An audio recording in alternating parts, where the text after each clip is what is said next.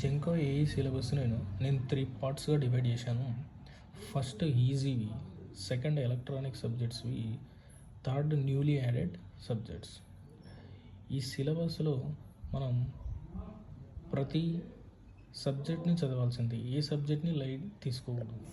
ఇప్పుడున్న కాంపిటీషన్లో మనకు జాబ్ రావాలంటే ఎవ్రీ సబ్జెక్ట్ కంప్లీట్ చేయాల్సిందే.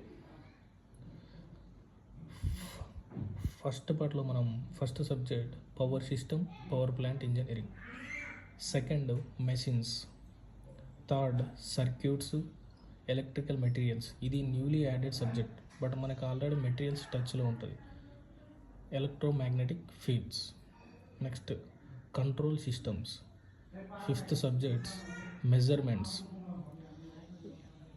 ఇది ఎలా చదవాలంటే first power systems, power plant engineering complete చేసుకోవాలి. కంప్లీట్ అయినాక మెషిన్స్ కంప్లీట్ చేసుకోవాలి.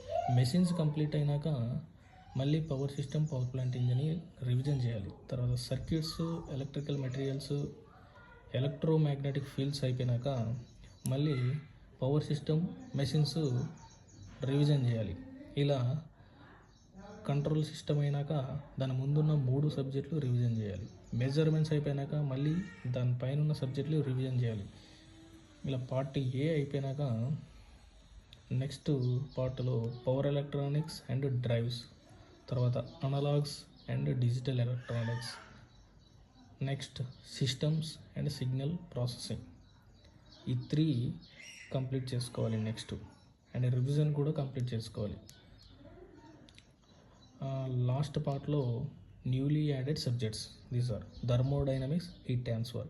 ఈ thermodynamics and heat transfer daily 1 hour చదవాలి. ఎందుకంటే ఇవి న్యూలీ యాడెడ్ కాబట్టి లాస్ట్ లేకుండా ఈ 30 డేస్లో ప్రతిరోజు 1 అవర్ థర్మోడైనమిక్స్, హీట్ ట్రాన్స్ఫర్ ఉండేటట్టు చూసుకోవాలి మనం.